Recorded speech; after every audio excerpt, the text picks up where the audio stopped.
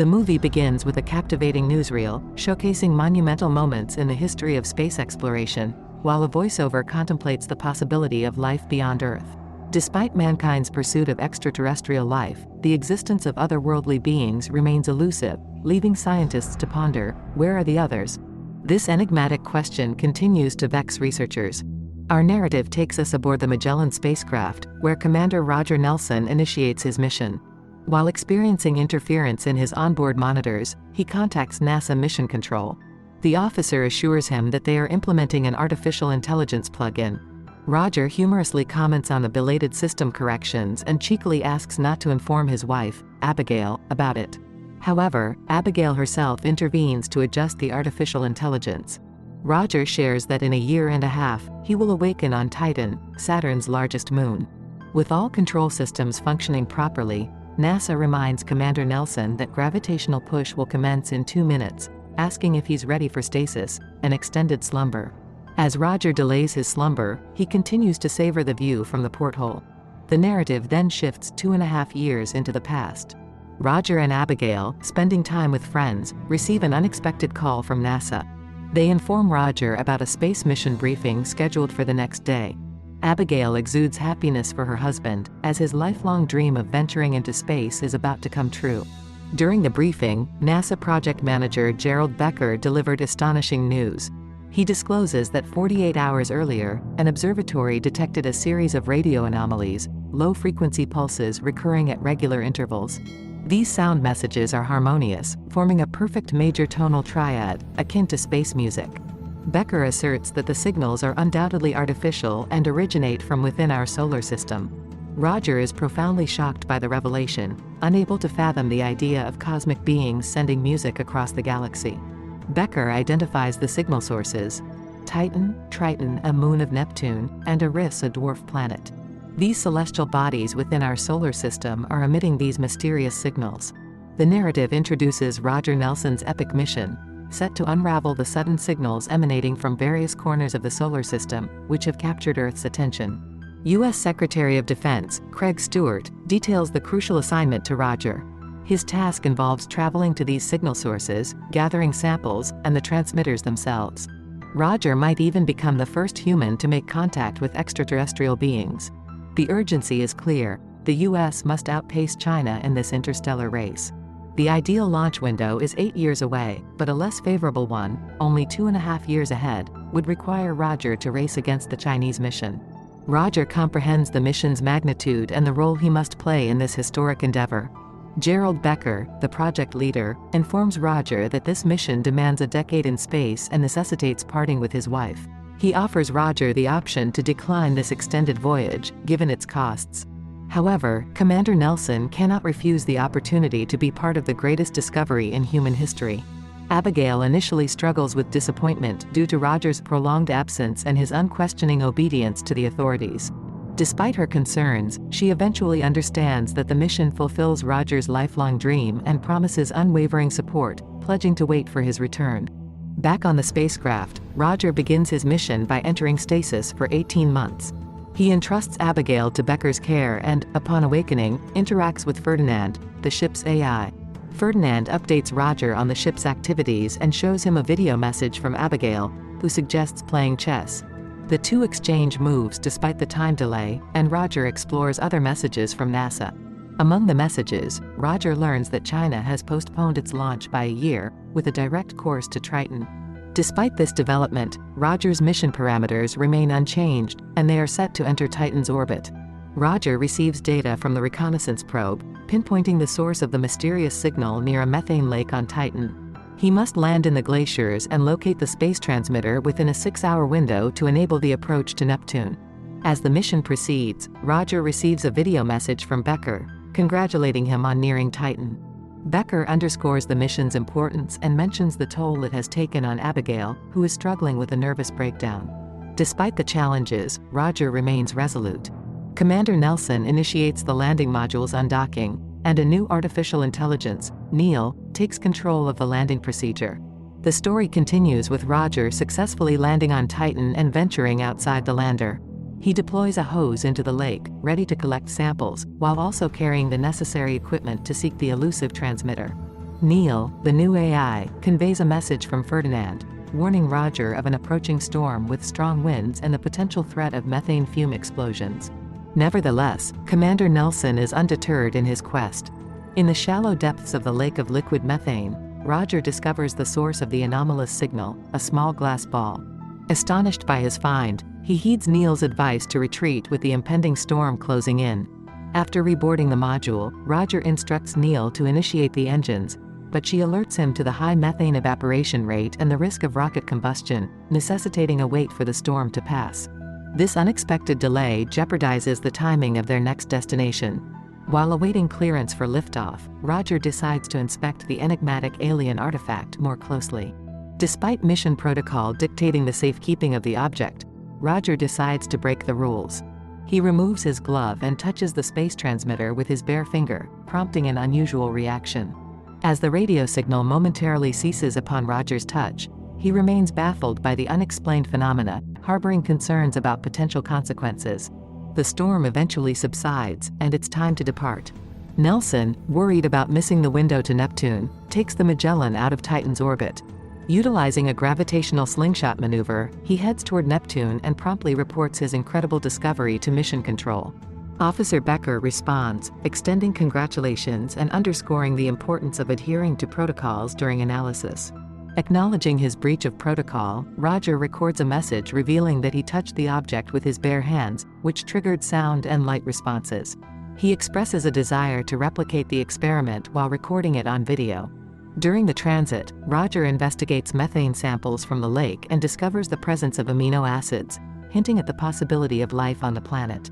Delighted with this revelation, Roger records another message, addressing Abigail's concerns about a Chinese hacker attempting to access mission-related information from her computer. Abigail faces the threat of being banned from the center, heightening her anxiety about Roger's return, despite it being only a year and a half into the mission. Roger comforts his wife, urges her to remain hopeful, and makes his next chess move before entering stasis once again. An additional 32 months pass and Roger awakens to a new mission phase. Ferdinand reports that the reconnaissance probe failed to collect data from Triton, requiring them to locate the signal source on this planet themselves. Roger is also informed of an anomaly detected in the found sphere during stasis, further deepening the mystery of his cosmic odyssey. Amidst his continued exploration of space, Roger experiences a puzzling surge in brain activity while in stasis, a phenomenon impossible to explain under normal conditions. Vivid, inexplicable images flicker through his mind, mirroring the mysterious occurrences when he first touched the alien sphere.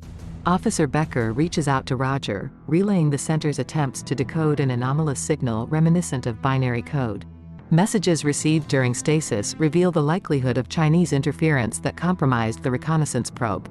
Ferdinand's unusual behavior is also attributed to possible hacker attacks.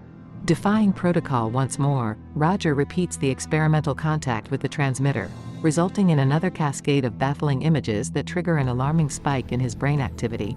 This surge leads to a bout of illness, recorded by Ferdinand and sent to Mission Control for analysis. The ship approaches Triton's orbit, where Roger receives news of a Chinese mission gone awry, with the loss of 3 astronauts. While this revelation fills him with dread, he remains focused on his mission. The Magellan systems embark on independent Triton exploration, consuming precious time. In a race against the clock to locate the second transmitter, Roger arrives at the source of the signal in a crater. However, it's located 50 meters below the surface, and he must dive without proper equipment, as he has only 15 minutes to complete this task. Moments later, he discovers another sphere but is pressed for time. He secures the transmitter and an ice sample in a container but accidentally drops it during the ascent. With only 4 minutes before departure, he rushes back to retrieve the samples. In a heart-pounding finish, Roger makes it to the module just seconds before liftoff, instructing Neil to ignite the engines and set the trajectory for a risk. On board the Magellan, Roger records a video for the center, announcing his successful retrieval of another transmitter and an ice sample for analysis. He also reveals Abigail's emotional turmoil, as 4 years have passed since he left for the mission. While studying the alien ice, Roger receives a message from Abigail, who agonizes over her husband's well-being. Ferdinand concludes the analysis of Triton's ice, highlighting the water's distinct composition, markedly different from Earth's.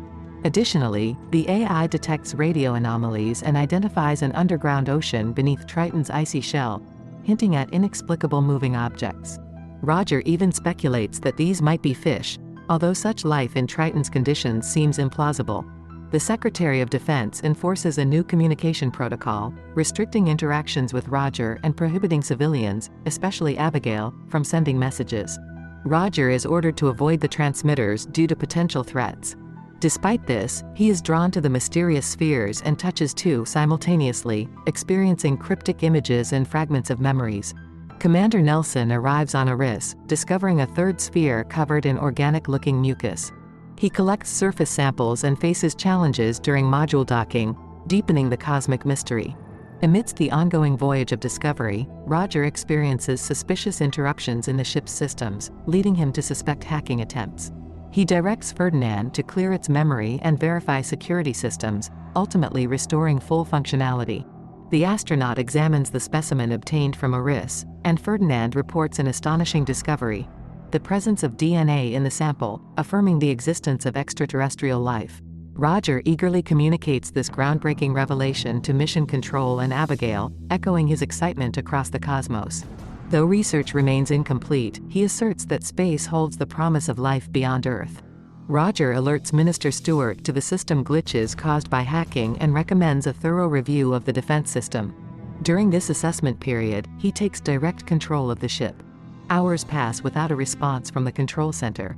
Roger continues to study the Eris specimen and communicates with Ferdinand. Unperturbed, the AI reassures Roger that the center is merely conducting system checks, affirming that all systems are functioning optimally.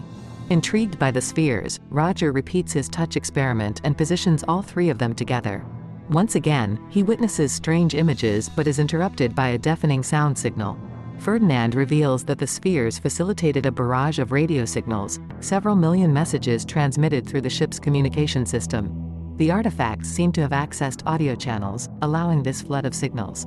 Roger reunites the alien artifacts and instructs Ferdinand to analyze the mysterious signals. They discover that the signals come from various locations in the galaxy, transmitted via the spheres into the onboard communication system. Ferdinand shares information about the signals' numerical markings, suggesting they might indicate the age of the universe down to the seconds. Roger speculates on the potential significance of a universal time unit. Puzzling images of prehistoric scenes fill his mind.